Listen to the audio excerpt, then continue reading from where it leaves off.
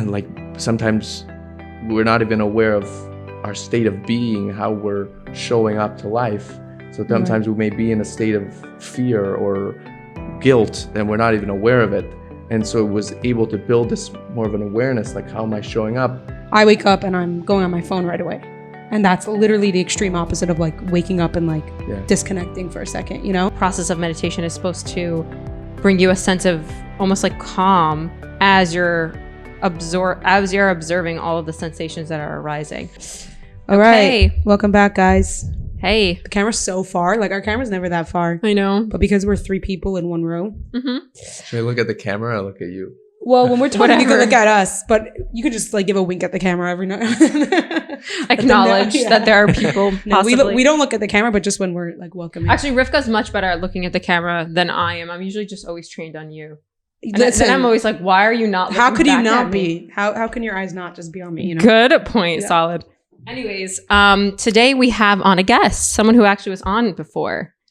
Yes. Welcome, Solomon, a returning guest. Last time. It was virtual, We've taken our friendship and podcast to the next level. Connection to the next level. I know, so exciting. Yeah, Solomon next times we should both be in our own studios.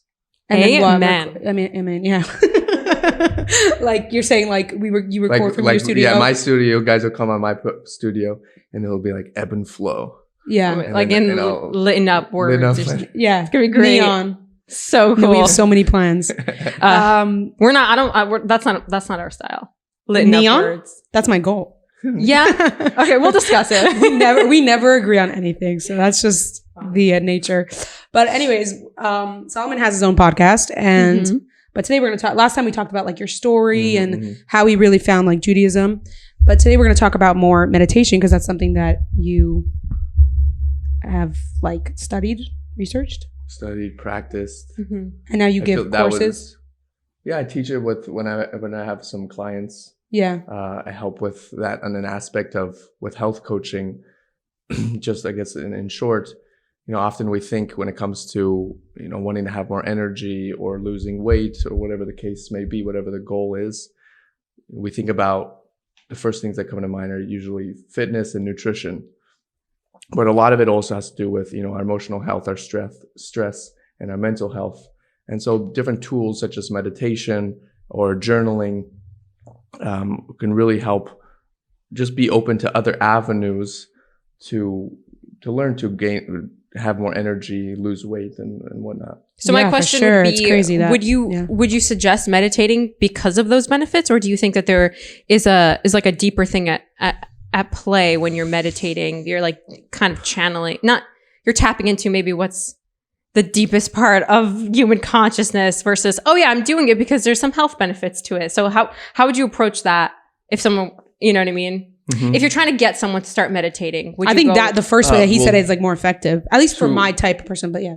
Well, there's an aspect of whenever you're teaching something or giving something over to somebody, maybe to introduce them to something new, whether it's meditation and health, even learning or even Judaism, you want to meet the person where they're at. So similarly, like I was just on Mifsoyim, on Fridays, that's part of the things we do at Yeshiva. And if you just go over to somebody and tell them, this is how it is, what you got to do, it's just going to go in one ear and out the other.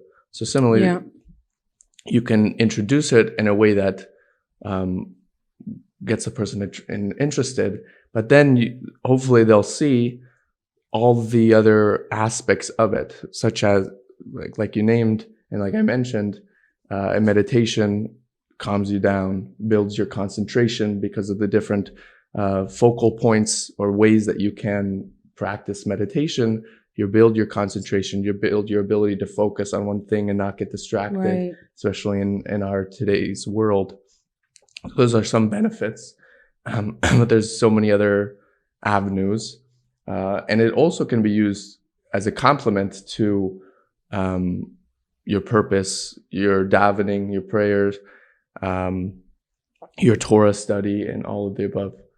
And then I've also been, as I mentioned to you, working on, because I have a guide to meditation on my website. But in my journey, has experienced, as I got more into practice of meditation and deeper into it, it led me to re-explore and want to practice Yiddishkeit, especially the ways as expressed through Chabad Hasidus. And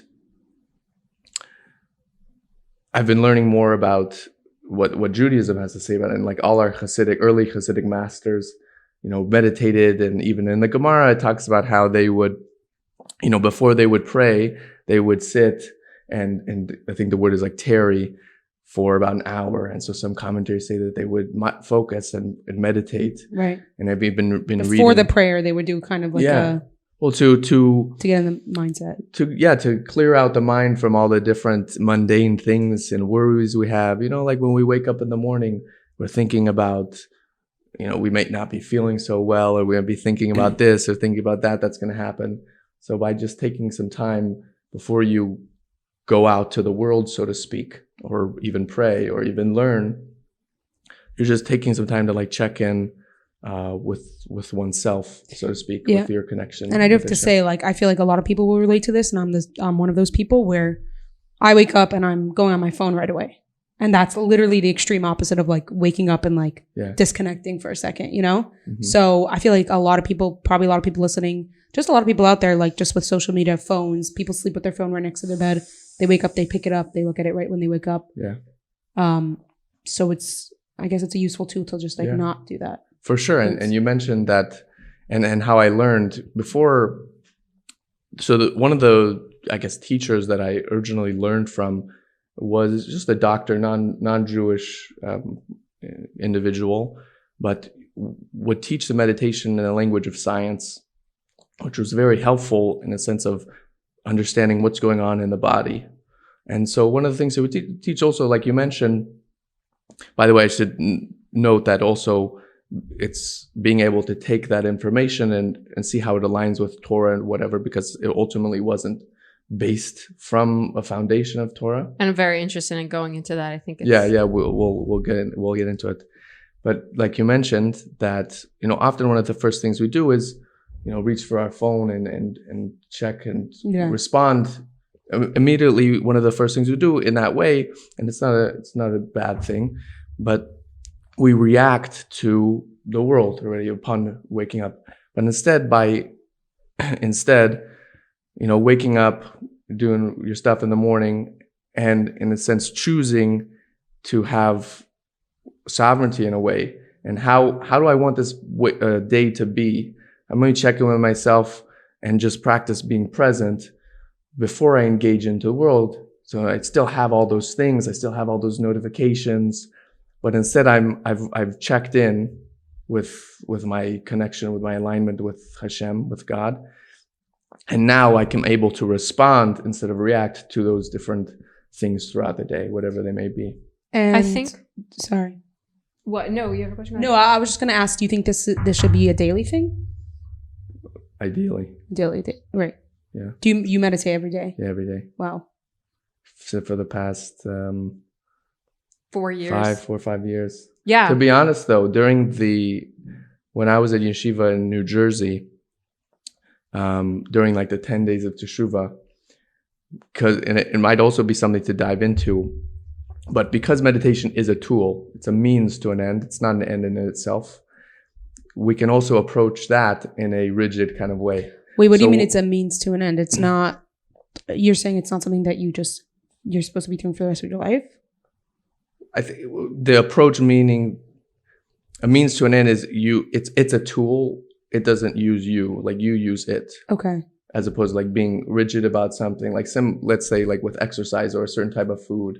Like if you don't have it, you should still be able to be okay. Okay, got it. But it's an interesting balance I myself test with, because sometimes I'm like really all in, codependent, which means like I don't get much sleep. Depending on, because you also don't want to miss out on some things, so to speak, if there's an event or something that stays up late, whatever. Yeah. But if you have some stuff in the morning that normally if you get good rest, you can wake up much earlier. But yeah. It's also quite confusing because we play the productive game with meditation when I don't know if that framing works for meditation and the process of what's happening when you're meditating and getting the full benefit from it. And I'll explain what I mean, where it's like you have these goals when you're meditating. You're like, okay, goal is focus on my breathing. Goal is, okay, 15 minutes a day. And you can like check these things and whatever, when you're really missing out on what meditation is supposed to be doing for you, which is absolving the contents of whatever it is you're focusing on and yourself. So it's kind of like breaking your ego. I know that's getting like really into the weeds of it, but it's just confusing to me because you just feel like you have to do these things. You have to do it then because you just like, we're in this, we all have to want to be productive. We want to like check off that we did the 15 minutes meditation a day, but I don't think that's the right framing around it. Does that make sense to you? We can, by having the meditation, we're able to, instead of just doing like the checking off the list of things we have today, we can also have that mindful awareness into each activity. Yeah. That's how I understand it, what you're saying. Yeah. I guess it eliminates like but it's kind of like fake it till you make it though, a little bit. Right. But then like when do you actually make it? Like, do you know what I mean? Like it's just, I don't know. I don't know. When it's not a burden maybe. Because I can imagine if I started meditating, it would be a burden for a nice amount of time.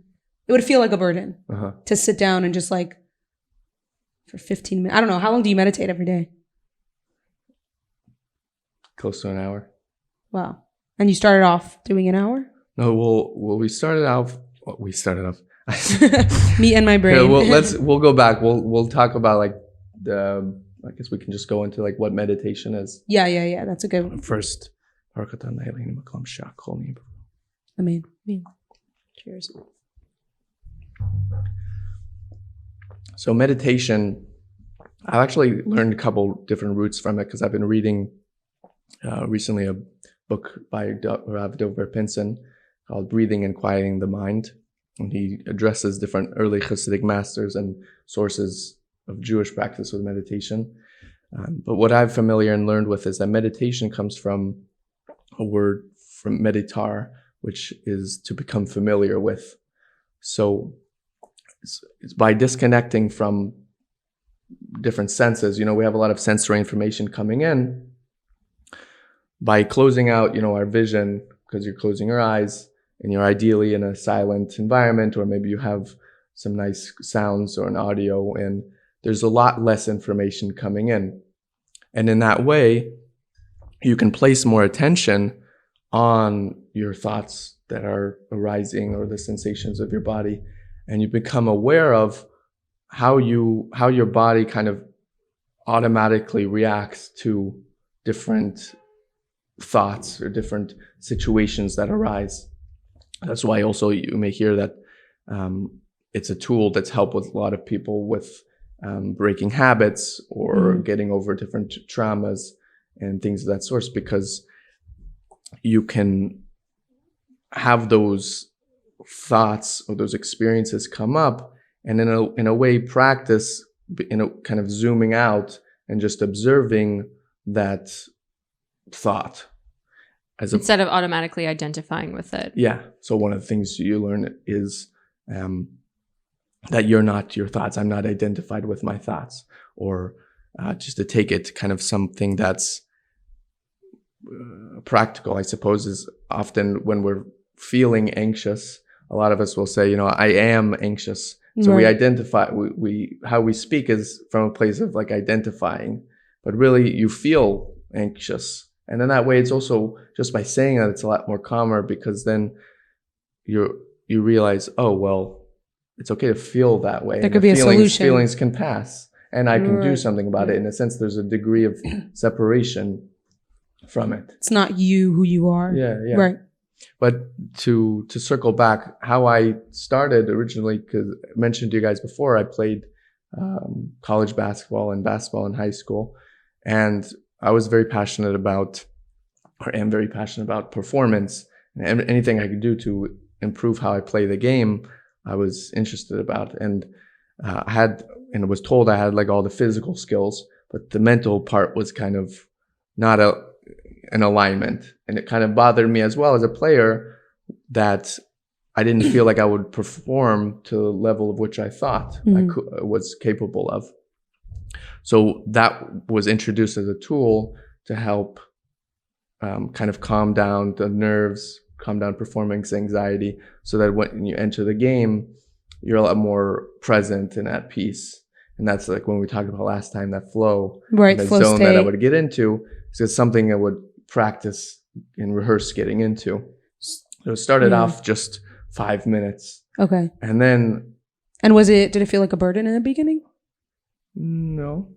It was a little bit tough, I would say, because I would maybe do it during the day or like right before a game, as opposed to like if you do it first thing in the morning, it's a little bit easier to do. Yeah. So how did you know how to meditate when you started off? So I had a very close family friend / teacher who introduced me to the concept. Okay. And like put me through some kind of like guided meditations. But then I used like Headspace.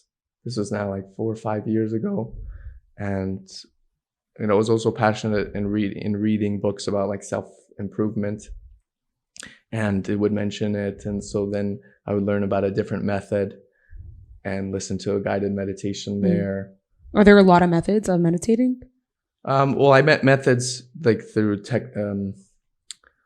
different kind of apps or whatnot. There are different methods and different focuses. Like, let's say you could have passive meditations, or you could have there's more also active. Different religious, like there's Theravada meditation, there's Buddhist meditation, there's different contexts.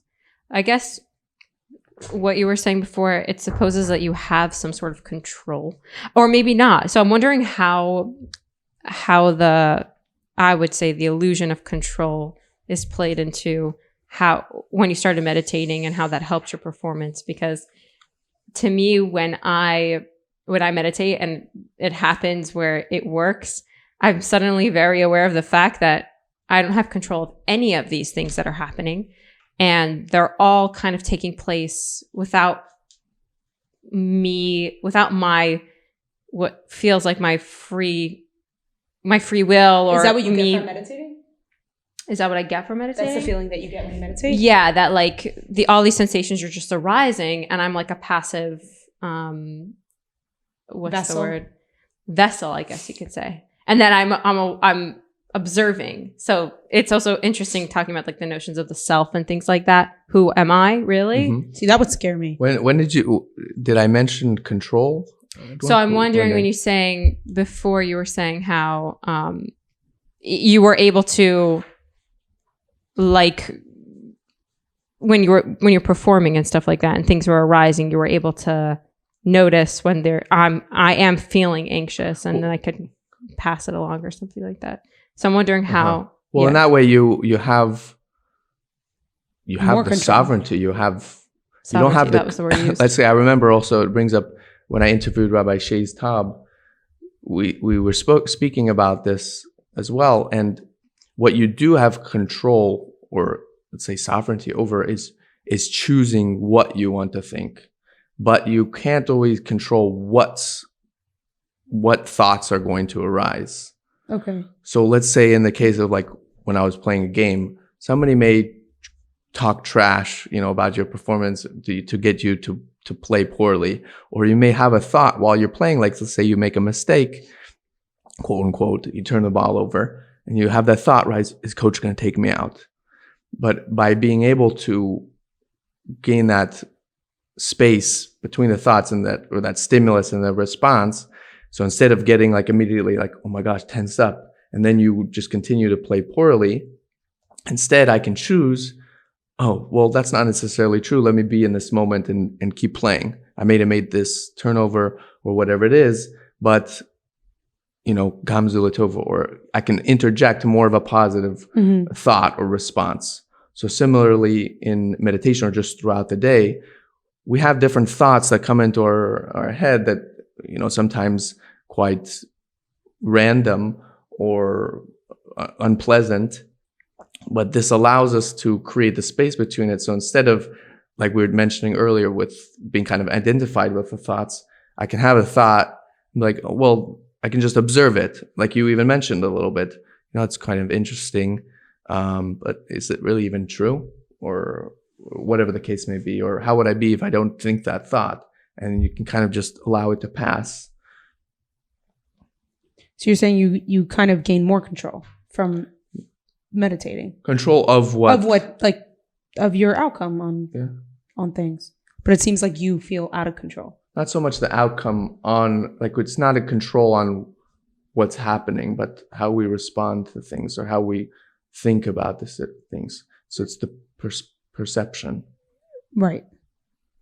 Yeah. And I wouldn't say Okay. I feel out of control, because I feel like that would assume that there's some sort of anxious part of me that's like not knowing what to focus on. And it's and the process of meditation is supposed to bring you a sense of almost like calm as you're observing all of the sensations that are arising. But to me, what's clear when that process is happening is that there is no, I don't have any control over anything really. And that even if I can place a thought, no, it truly is very terrifying. And that's why I have reservations about meditating. Right. So then But you it's haven't had a also- good experience with meditating then? no, I've had great experiences meditating, but it's never, I guess it's never like happened where I felt the optimal benefits of it, which is what I feel like is like really absolving your ego and connecting with that oneness, which I think is God. And it's, Do you want to dive into more? Because I think I remember you mentioned a little bit of it last time, that sometimes you would try and practice, and your mind would kind of just, your intellect would kind of be all over the place. Yeah, it felt like there was almost like a wall there, not allowing me to get there. And I do, as much as I do want to talk about that, I want to talk about you and your experiences with it. And I also want to talk about, you went on a 10-day silent retreat, and I think that would be really cool if you expounded on that. Yeah. So I don't know if we spoke about that last time, right? I don't remember. Did we? Yeah. Maybe a little. I do remember you talking about that last time. But But yes, expound on it. What would you like to know about it? What was that like? And where was that? And what got you into it? I mean, you were into meditation, but like, how did you hear about it? Also from the teacher that introduced me to meditation. Okay. And it was religious people, like Jewish. The one that I went to? No, I was beginning to, let's say, like, being Jewish, and that identity was always, and I think my parents, I think they raised us very well in that aspect, is, and I think I did mention that part, is that, I grew up thinking that, a Jew is a Jew is a Jew, and the Judaism was always very important to me. And so I always had the connection, and also began practicing a little bit more. But the retreats or the meditation, I always felt was just, at the time, just a non-sectarian, or had nothing to do with religion. And as the practice grew, once I just went from the 5 to 10 minute meditations before games and then I graduated, and then I recognized and became aware of how it was also helping life, like off the court, and just being able to observe things and build curiosity about the world. And wow, there's more to life than just playing the game, or there's even more to life than, like, sometimes we're not even aware of our state of being, how we're showing up to life. So sometimes we may be in a state of fear or guilt, and we're not even aware of it. And so it was able to build this more of an awareness, like, how am I showing up? And like we learn also in Hasidus and Kabbalah, how I show up, that's how the world is going to reflect back to me. So all these things were like kind of sprouting, and it was just like a whole new world in a sense. And then as I would take the practice, I would build it and cultivate it some more. It led to different interests in wanting to go on retreats, or like the retreat from the doctor who I had learned, but I didn't go to that one yet. That was in 2020. But I think I had a friend that went on this silent retreat, and I thought that would be interesting to try out. So silent retreat means you guys didn't. So for 10 days, so I went. It was Dallas, December 29th. Well, I lived in Houston at the time. Right, yeah, and it was 3 years ago last month, and Yeah, so for 10 days you go, and the Was it in like the mountains? no, it it in was like it was a little bit of a kind of farmland of sorts. It was like this nice little area, and then it was cool. They had like cows and different animals grazing just on the other property. That's so cool. So it was, nice rooms, and then one meditation hall, and you would wake up by 4:30 or 4 o'clock, meditate from 4:30 to 6:30. Why so early? So Just AM like or the PM? ideal time. Really? How they talk about like Tikkun Otzos, like meditate or davening at like midnight, Right. but like that time frame from like then till let's say 4 a.m. is when your melatonin is like the highest, so it's easier to So you're really sleepy? to like dive into more of like a dreamy state or meditative state. Mhm. You're not so alert. Interesting. Yeah. Okay. And there's no really Noted. light coming in, and so the light. Hides me up at 4:30 a.m. No, that's so cool. I didn't know that there was like an optimal time. Yeah. Yeah, it's Yeah. interesting. Okay, so from 4:30 So to before 6. 30 till 6, basically 10 and a half hours a day, we're meditating. Okay, 4:30 a.m. to 6:30 p.m. No, 4:30 Oh. a.m. to 6:30. Then there was like breakfast. And you Yes. couldn't And then wait, there and the whole was- time you weren't talking. No, if you had a question, you could talk to like Okay. They didn't like The shoot you like you teachers. started talking. There's no talking. Okay, and then you would literally sit on these cushions, I'm assuming, with like everybody else. Either that or in a chair. Would you Or be in a able chair. to go back to sleep after 6:30 a.m.? No, then there was breakfast from 6:45 to 8. I mean, I guess you could. And then at 8 o'clock there was another meditation, and then 9 there was like a short break, and then another meditation. Sounds like yeshiva, just like with meditation, like seders. In a way. No, that's why it was cool. Like I mentioned that it was 3 years ago last month, and I just came to the yeshiva now here Yeah. in Crown Heights last month. So it was really cool kind of reflecting and seeing like, wow, 3 years ago, I was just in a way becoming conscious and diving more into creating that space and internally Yeah. being able to choose, what do I want to think about? So in a sense, because I was at the time also breaking habits. I used to bite my fingernails a lot. Mm-hmm. And so I was able to kind of rewire and stop thinking those thoughts or stop reacting to the thoughts that led me to, have this. Me and Chaya both bite our motion. nails. Okay. So maybe we need some advice. But wow, that's crazy. And it was completely random people that you didn't know. Yeah. And did people take drugs there to enhance their experience? Was it like that type of thing? If they did, I wasn't aware. It wasn't like part of it. Yeah. Wow.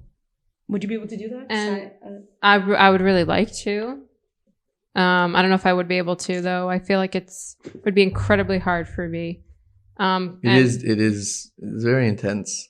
Yeah. But it's like a lot of fears and things do come up because you're out of your normal routine of things. You're not talking to anybody. You don't have your phone or in sense. So like those fears do come to the surface. Did you find yourself just thinking about like mundane things, or was there like an arc or story to the 10 days at all for you? Was there like a thing you took away from it?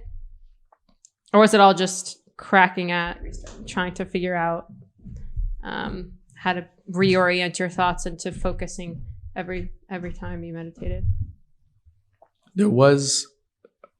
I felt a kind of a main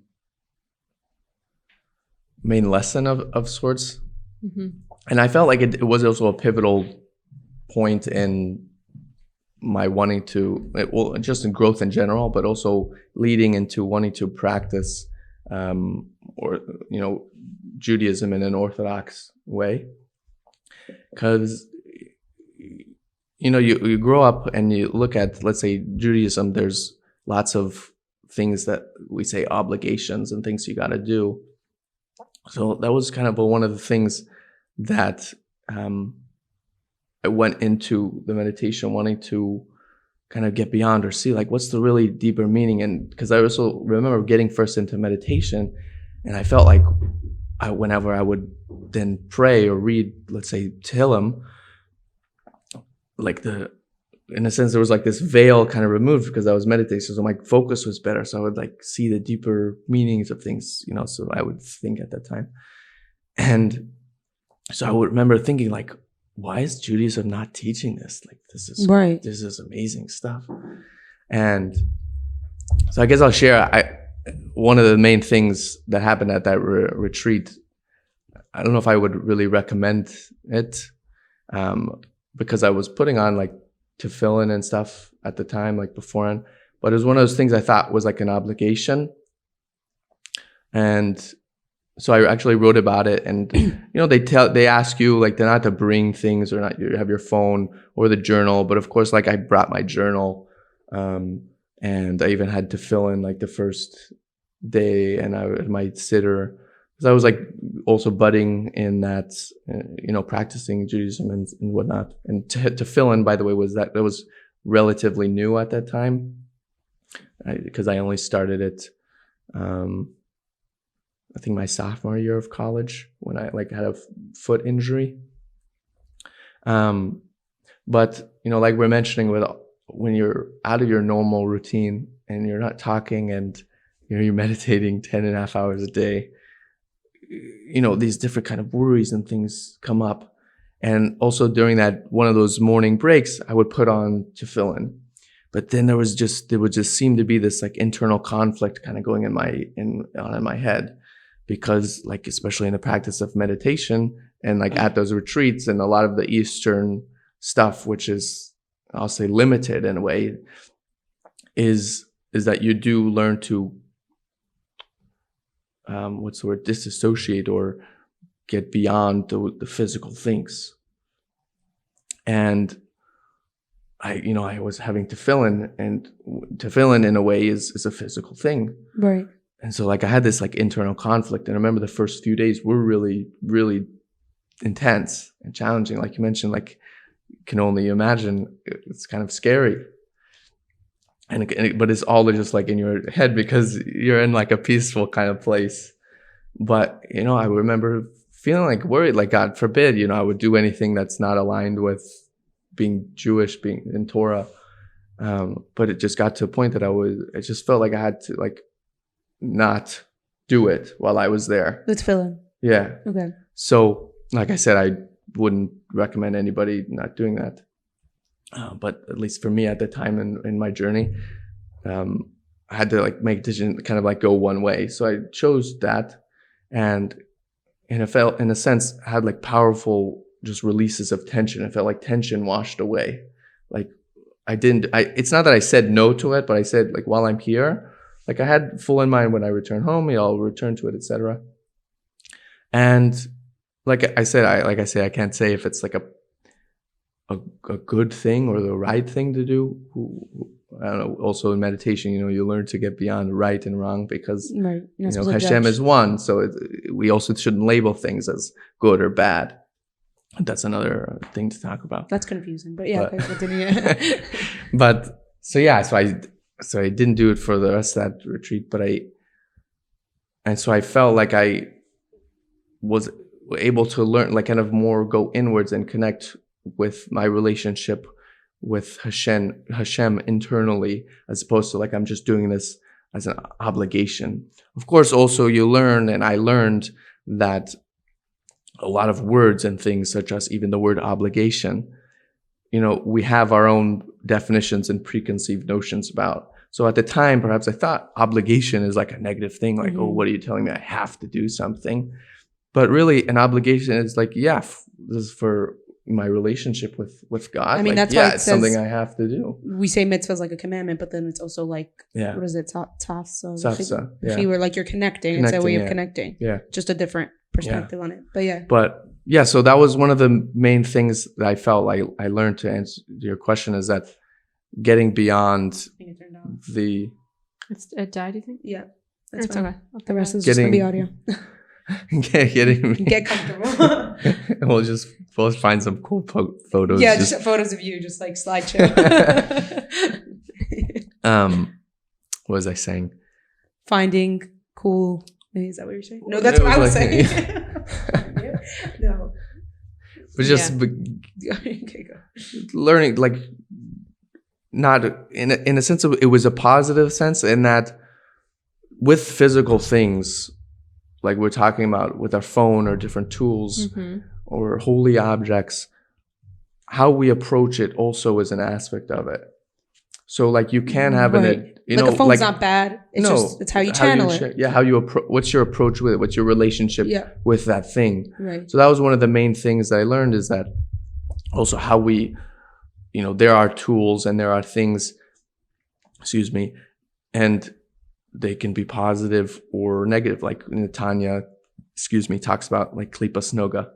So it depends how you use it. So just money, or like say alcohol or exercise, even meditation, can be used for, unfortunately, I don't know how actually, but there are stories of different spiritual gurus and or things, cults, even probably, or even cults, or even like I remember learning the mimer of Al Kain Karu from the Rebbe, I think last Purim, and you learn about really the insights behind Chaiman and all these spiritual powers and things.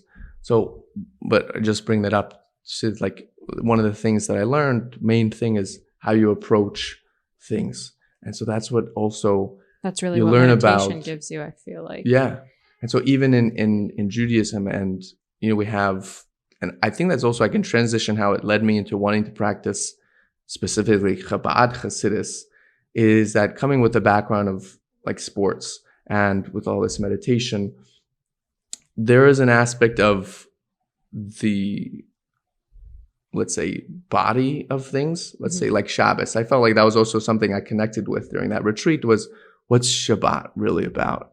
Like my familiarity with it up until then was, these are the laws, these are halachas, but Shabbat meant rest. And I remember thinking like that was one of the things I wanted to go in with, is what is this Shabbos really? And by getting kind of an internal Shabbos, like at this retreat, and realizing that everything's done, everything's completed, like there's nowhere to go, it was really pleasant. I'd love for you to paint that internal landscape a little bit more. Plus, because you were also saying, it's meditation. When you go deep inside, you're able to connect with God. And I want to know how meditation does that. Literally. Okay, so we'll get down to the practical. I'll finish up just the part about with the Chabad, and yes, like the aspect of meditation is that, let's say for Shabbos, there is the body of things, the halacha, and Chabad is very intentional about each thing. But there's also the how you approach it. So I really appreciate it's very, like Chabad Hasidus is very intentional about, this is the best way to observe Shabbos or to shake the lulav. But in the same way, and ideally, you want it to be in a fluid way, not rigid about it. And I really like that. But I don't know about that though. Chabad? Meaning, yes, ideally. I mean, you're supposed to know about it. Like, you're supposed to understand the meaning behind it.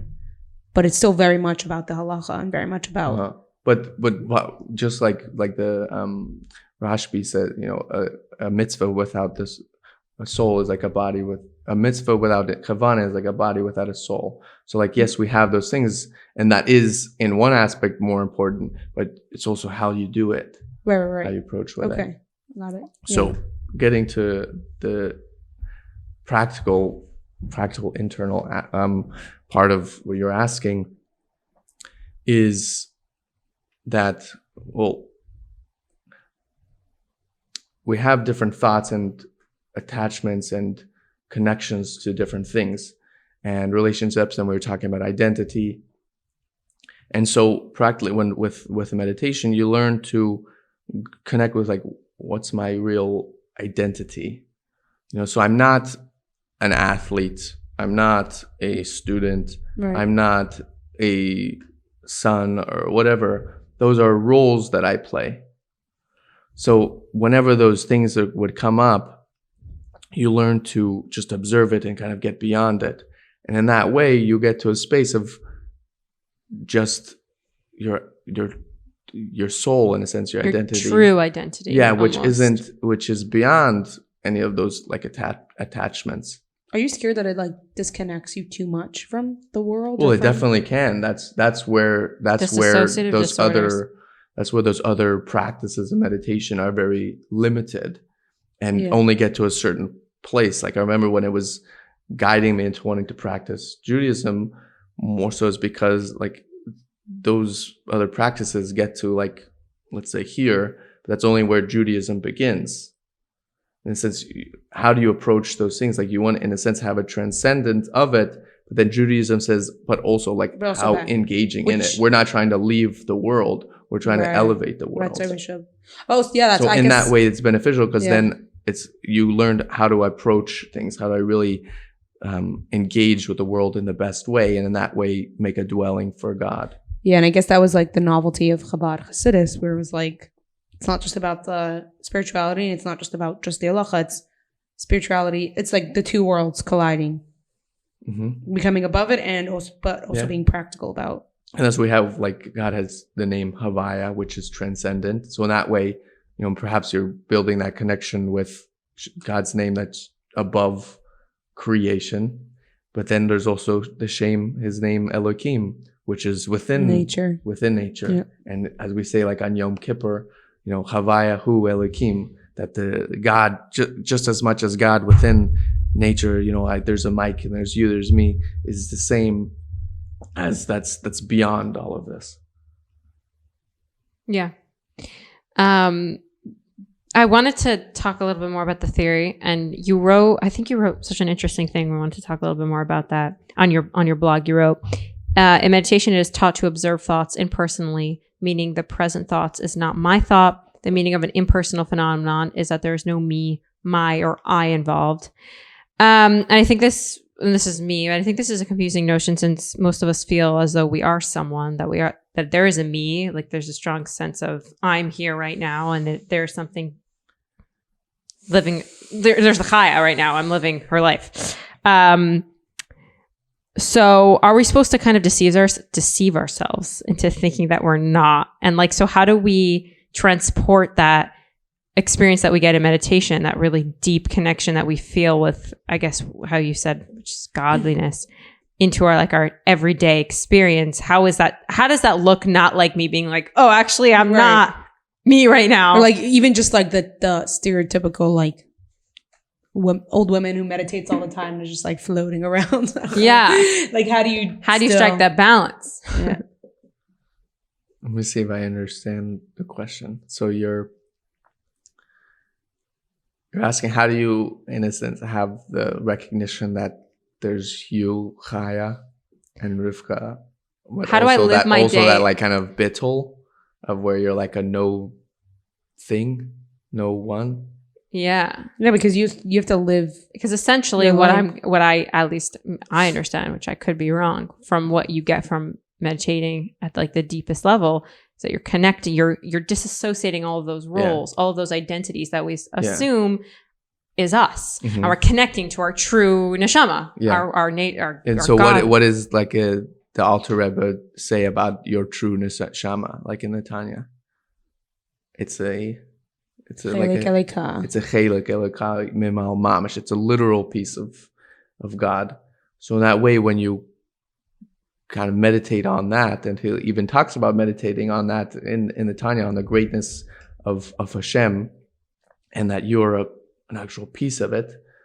And also like the Baal Shem Tov writes about, well, a piece of infinity is infinity. So then you can recognize that, wow, I am in a way no thing. That's like what the Hasidic Rebbeim and Masters talk about, like bittul. In a way, it's not in a negative way or a self-shaming way, but it's like a positive, like, wow, like everything is God. Like there's not even, in a way, like me. Yeah.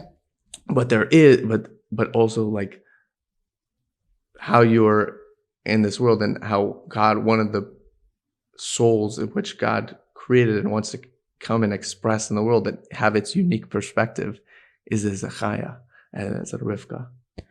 Right. So you're saying that there's a unique expression of God within each person, that kind of, and that's just us being us, I guess. But it seems so like my fear of it. Your purpose, in a sense. Yeah. My fear of it, like when I'm listening to the whole meditation thing, it sounds very appealing to be able to like be able to like kind of be intentional about your day and what you're doing and all this stuff. At the same time, it seems a little bit intense in the way that like you're never like just like having fun and like not thinking about everything that you're doing. You know what I'm saying? You're saying it Unless doesn't seem like that? Yeah, like that's the fear that I would have to like start meditating to like always just be super like hyper aware of everything.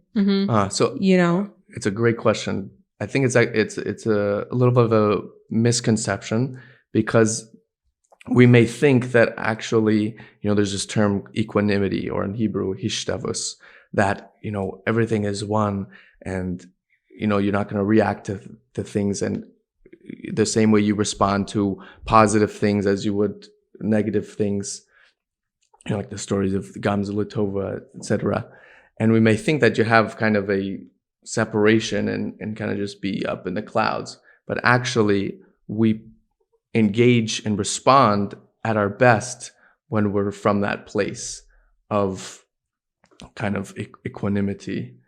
And so then when something happens, we don't like react, but we're able to respond a lot more effectively. So like you were saying, you'll have different, you were mentioning different like maybe things you have to do, and if you're meditating, you might feel like you don't have to do them. It's more like it seems like it takes out a little bit of like fun, or like for me, like the idea of like maybe making a mistake, it makes things a little bit fun, not in a bad way that like I want to make a mistake. Meaning the meditation, and this is my perception of it, I'm probably wrong because clearly it's something that has helped you. But did you ever feel like it takes away this kind of lightheartedness and fun to life? No, if anything, it enhanced it because it helps develop more of a fluidity towards life. Because often we have rigidity, there's different things that are kind of influencing us to act a certain way, or we may be rigid or just keep doing the same things in our life, like on a habitual, in a habitual way. But by practicing meditation and learning to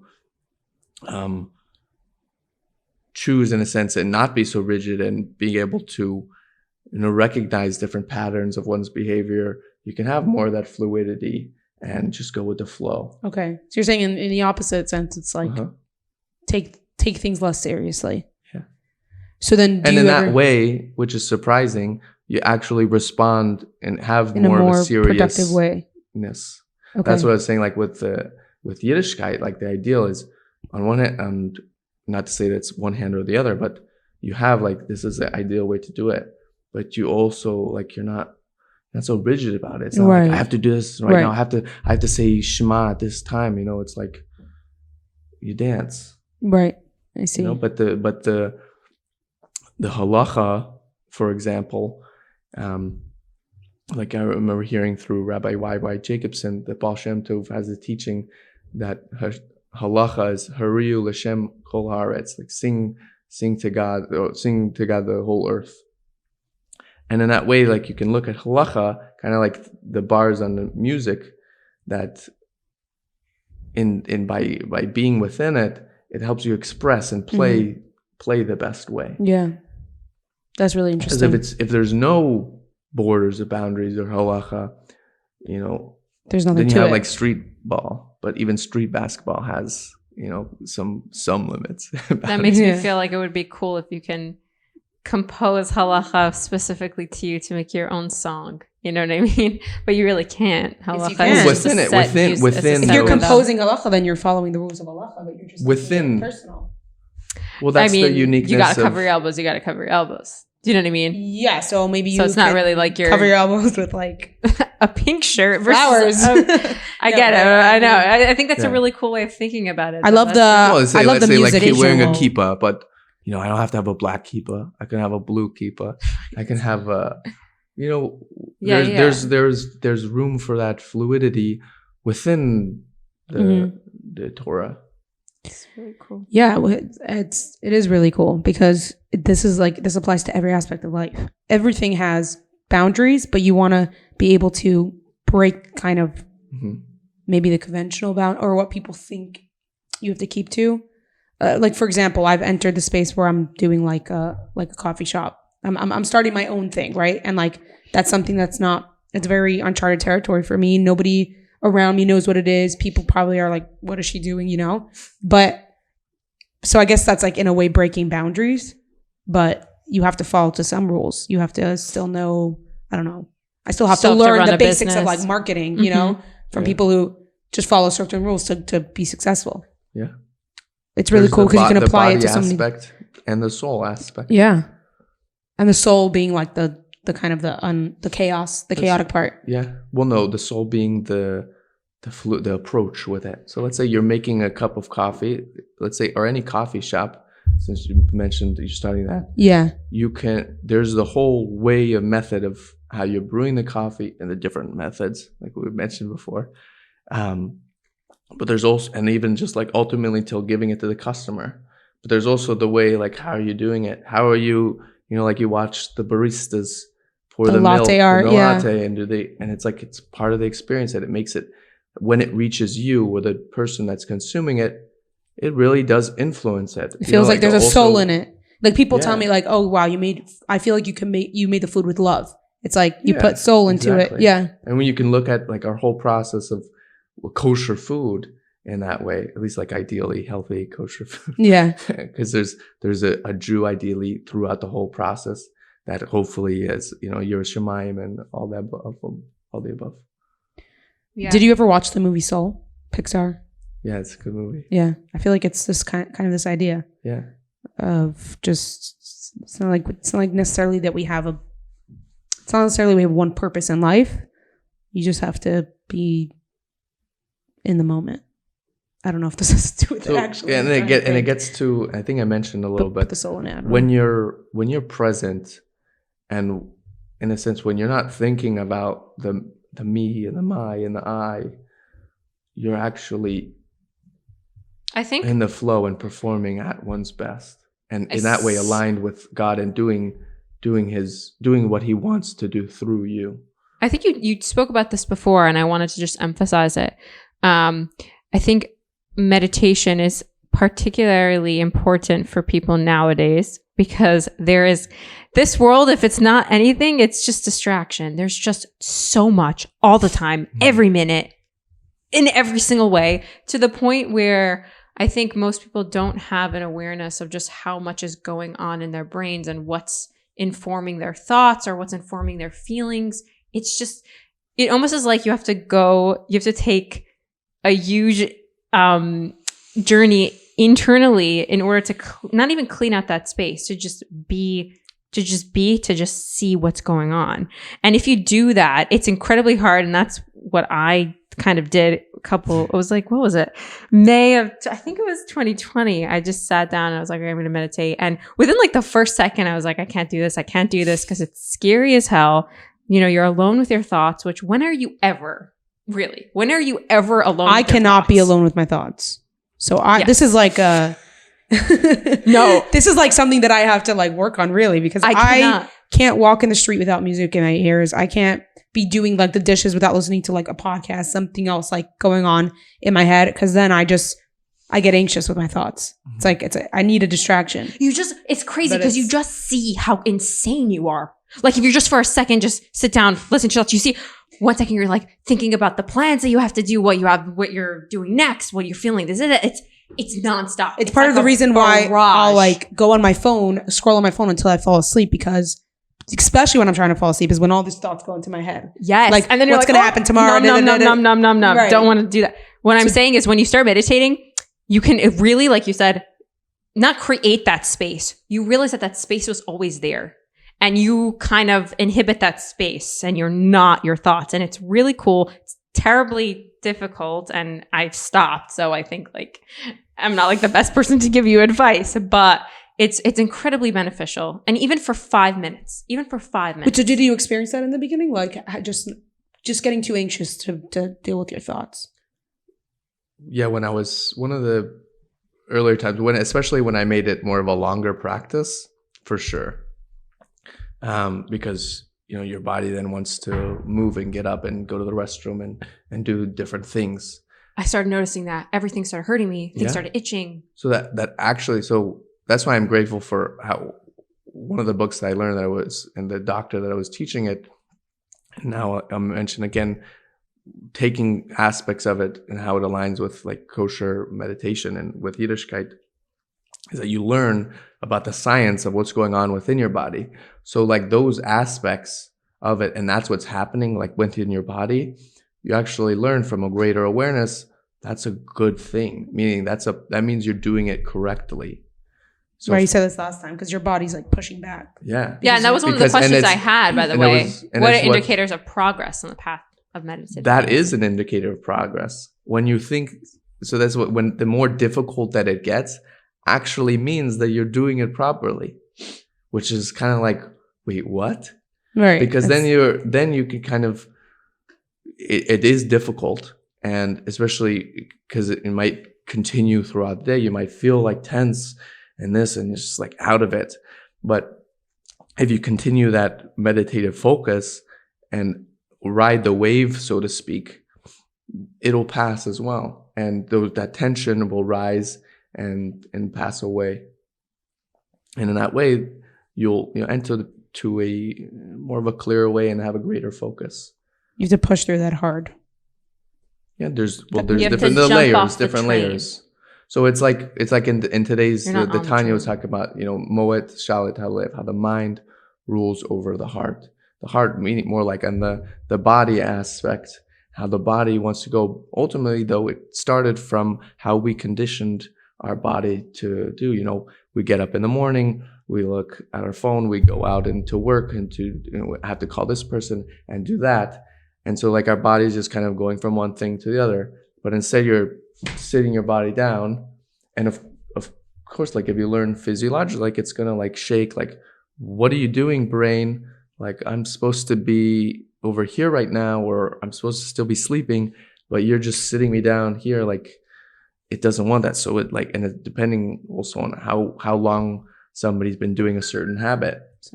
So it can get very uncomfortable. But as that frustration grows, but you're able to still practice that presence. Not only that, it becomes an object of another thing for you to see, that it's just a sensation that arises, right? Like if your back, at least for me, when my back started hurting, because I was like sitting up straight, I'd be like, oh my gosh, now this is hurting me now. Of course I can't focus on my meditation. It's like, one second, what is meditation supposed to teach me? That is just another sensation that's arising. And so I'd focus on that. And it gives you it's like another question on the test, kind of like. Yeah. It gives you like a challenge, basically. Everything becomes, an opportunity to recognize that it's just another thing within. It's beautiful. I love the way you describe a lot of the aspects of it. Thanks. Sorry, I interrupted you. I forgot where you were, though. You were saying. So what would you give, like, I don't know, a number one tip if you have to, like, someone who's like really just starting out or hasn't done it?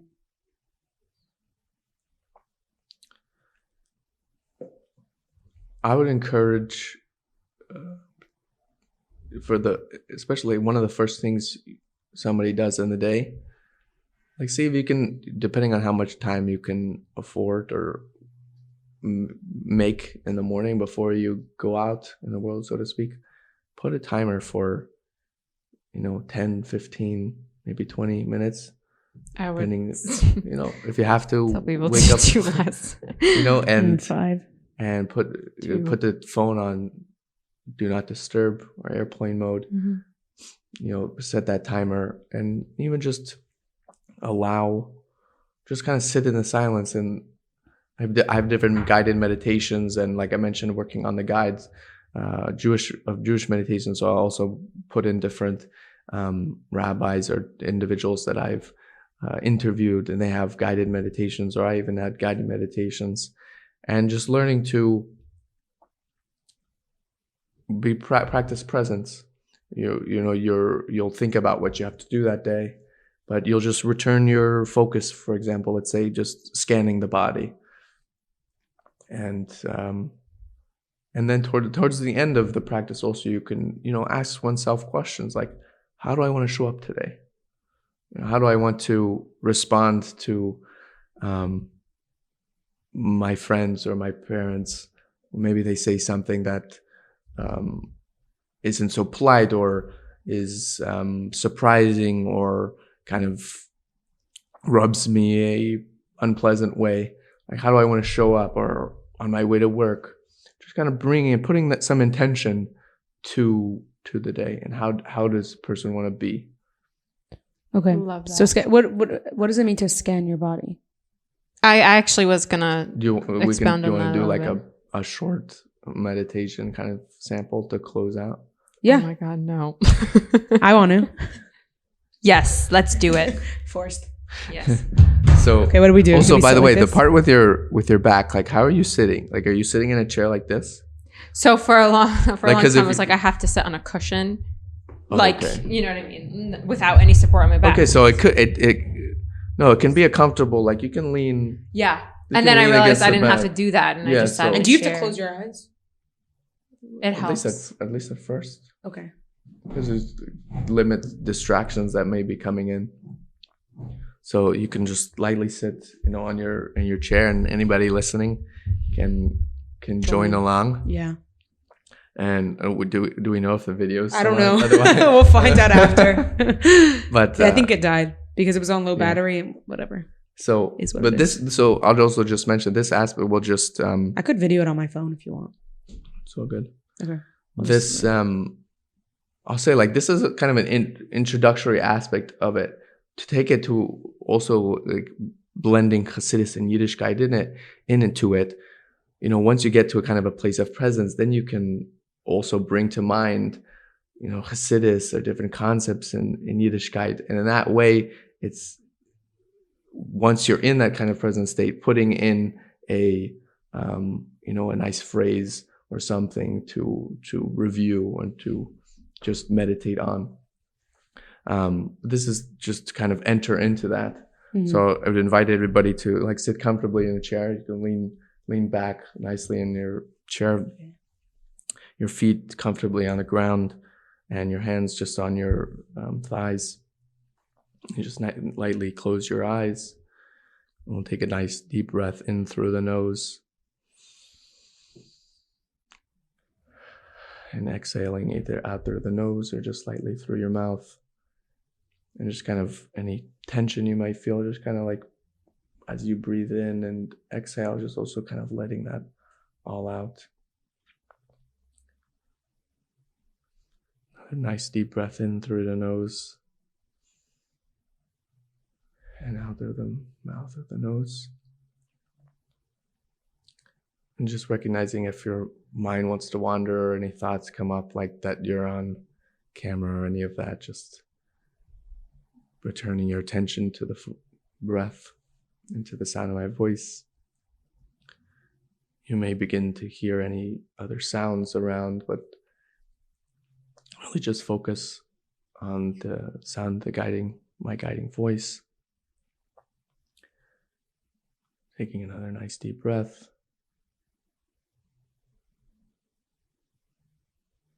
You can place your attention now kind of on the top of your head. Remember to take nice deep breaths. And we'll slowly kind of move our awareness going from the top of the head down past the temples and the forehead and over the eyebrows and the eyes, and just observing any sensation that might be in those areas.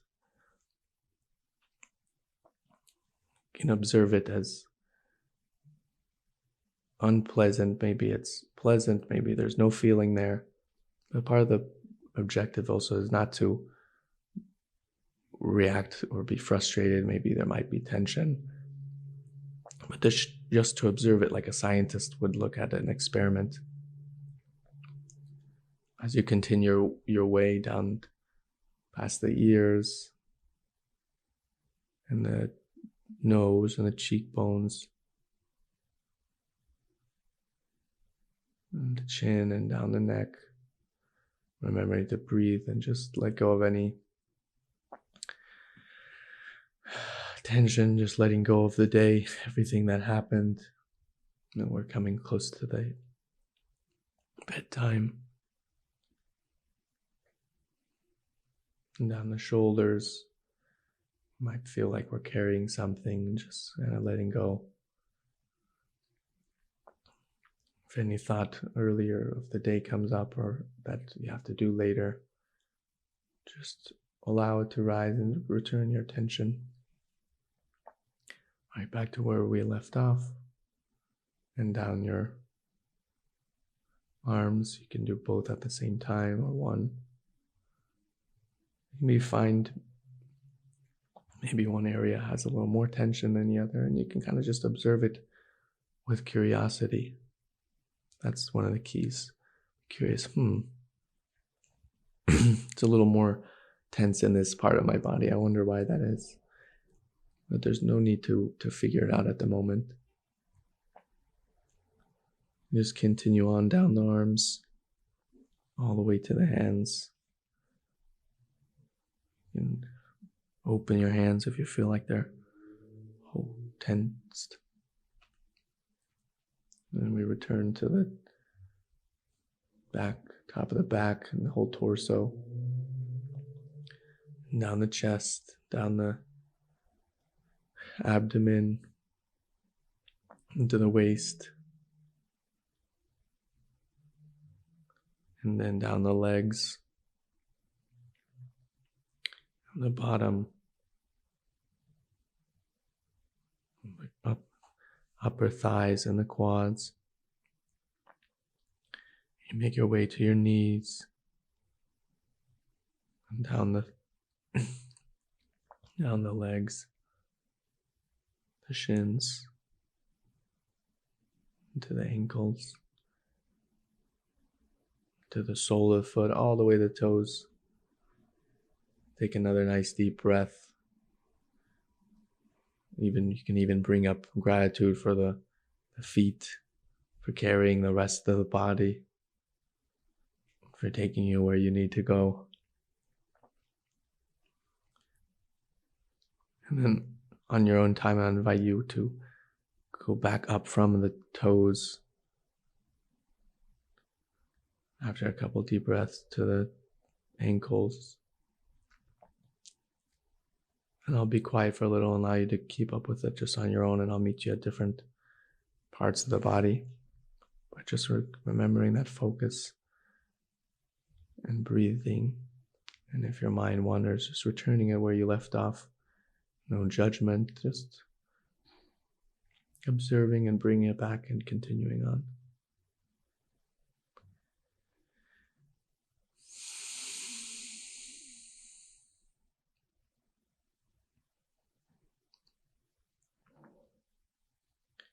Maybe you get to the waist and up the torso.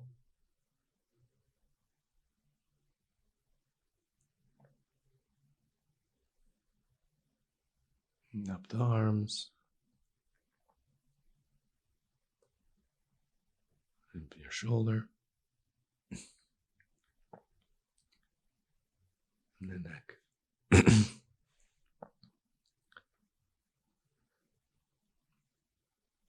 In your head,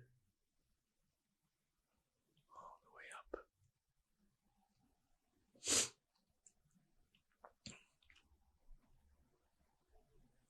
Taking a nice deep breath.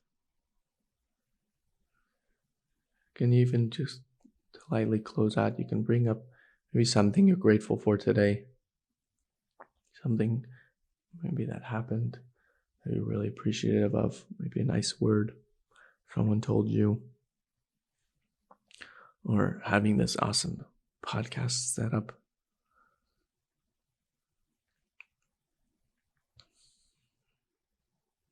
And just kind of holding that scene or word or whatever it is, just holding that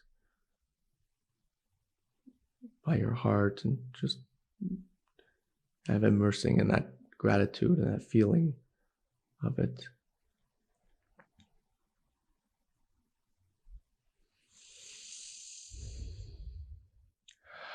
Taking another nice deep breath. You begin to become aware again of the sounds that are around you. Your bottom on a chair and your feet on the ground. You can wiggle your hands and your fingers and your toes. And in your own time, you can take a nice deep breath and open your eyes. Wow. Nice. Missed that. That was really great. Thank you so much for that. How to make you feel, Chaya? Like I should pick it up again. But anyways, there's more where that came from, right? Do you give courses? Do you have on your YouTube channel? I don't have any like courses just yet, but a coaching. guided. Yeah, I have a few. Okay. I think I did another one with somebody. I need to upload it. But yeah, perhaps or somebody can reach out and I can make like a specialized one. Yeah, that'd be interesting. That would be cool to do like personal courses. Yeah. But yeah, this has been so informative. Thank you so much for coming on. Of course. It's been a pleasure. Yeah. This was really nice. Yep. Thank you guys for listening. Thank you guys. All right. Keep up the great stuff. Thank you.